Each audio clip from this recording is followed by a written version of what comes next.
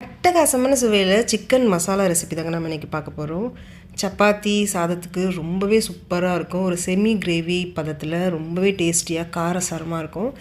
இட்லி தோசை கூட ரொம்பவே சூப்பராக இருக்குங்க. வீட்டில் குழந்தைங்களாவது பெரியவங்க இருக்கும் எல்லோரும் விரும்பி சாப்பிடுவாங்க. அந்த அளவுக்கு டேஸ்ட் ரொம்ப சூப்பராக இருக்கும்.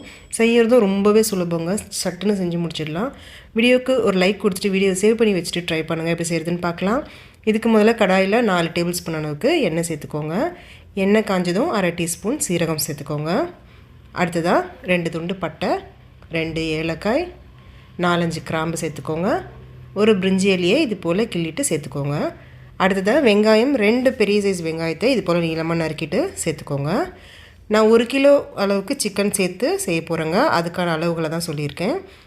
அடுத்து 2 பச்சை மிளகாயை இது போல் பொடியை நறுக்கிட்டு சேர்த்துட்டு வெங்காயம் நல்லா நிறம் மாதிரி வதங்கி வரணும். அந்த அளவுக்கு நல்லா வதக்கி விட்டுக்கோங்க. இப்போ அடுத்ததாக 1 டேபிள் ஸ்பூன் அளவுக்கு இஞ்சி பூண்டு விழுது சேர்த்துக்கோங்க. சேர்த்துட்டு இஞ்சி பூண்டோட பச்சை வாசனை போகிற வரைக்கும் ஒரு 2லேருந்து 3 நிமிஷத்துக்கு நல்லா மிதமான தீயில் வதக்கி விட்டுக்கோங்க. அடுத்ததாக 2 நல்ல பெரிய தக்காளி, பழுத்த தக்காளியாக எடுத்து நல்லா பொடியாக நறுக்கிட்டு சேர்த்துக்கோங்க. நல்லா பழுத்த தக்காளியாக சேர்த்திங்கன்னா தான் கொஞ்சம் கிரேவி கன்சிஸ்டன்சியில் நம்மளுக்கு இந்த ரெசிபி கிடைக்கும்.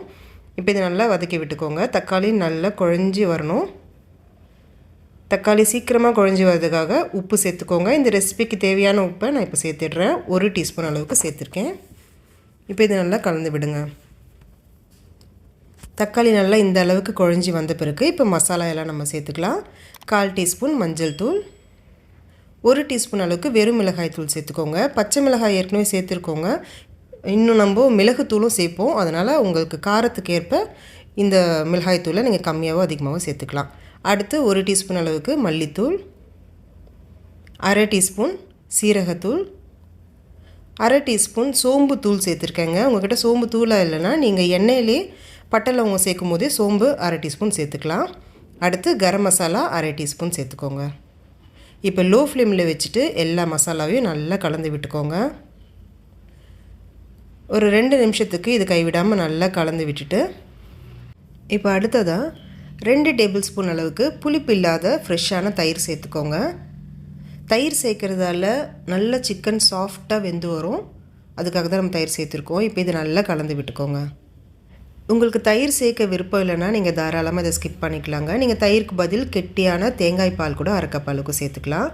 இப்போ மசாலாலாம் வெந்து வர்றதுக்காக 1 கப் அளவுக்கு தண்ணியை சேர்த்துக்கோங்க. சேர்த்துட்டு இப்போ இது நல்லா கலந்து விட்டுக்கோங்க. ஒரு 2 நிமிஷத்துக்கு மிதமான தீயில் நல்லா கொதி வரட்டும். பாருங்கள், நல்லா எண்ணெய் பிரிஞ்சு நல்லா கொதி வந்திருக்கு. இப்போ இதை லேசாக கலந்து விட்டுக்கோங்க. இப்போ 1 கிலோ அளவுக்கு சிக்கனை நல்லா சுத்தம் செஞ்சுருக்கேன். இப்போ இதை சேர்த்துக்கோங்க.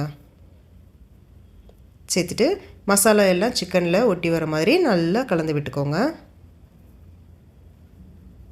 இப்போ இதை மூடி வச்சுட்டு மிதமான தீயில் ஒரு 20 நிமிஷத்துக்கு நம்ம வேக வச்சுக்கலாம்.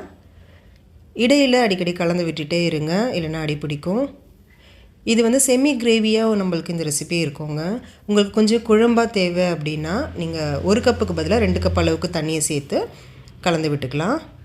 பாருங்கள், 20 நிமிஷம் கழித்து நம்மளுக்கு இந்த மாதிரியான பதத்தில் தான் இந்த ரெசிபி இருக்கும். அதாவது ஒரு செமி கிரேவியாக இருக்கும். இப்போ இது நல்லா கலந்து விட்டுட்டு 1/2 டீஸ்பூன் மிளகுத்தூள், நல்லா தாராளமாக பொடியினா இருக்குன்னா கொத்தமல்லியை தூவிடுங்க. இப்போ இது நல்லா கலந்து விட்டுக்கலாம். அவ்வளோதாங்க. இட்லி, தோசை, சப்பாத்தி, ரைஸ்னு எல்லாத்துக்குமே ரொம்பவே சூப்பராக இருக்கும். செய்கிறது ரொம்பவே சுலபம். வீட்டில் அடிக்கடி செய்ய சொல்லியும் கேட்பாங்க. அந்தளவுக்கு ருசி ரொம்பவே நல்லாயிருக்குங்க. ட்ரை பண்ணி பார்த்துட்டு எப்படி இருந்துச்சுன்னு சொல்லுங்கள். இந்த வீடியோ உங்களுக்கு ரொம்ப பிடிச்சிருந்துச்சுன்னா லைக் பண்ணிவிட்டு வீடியோ நிறைய பேருக்கு ஷேர் பண்ணிக்கோங்க. Thank you friends.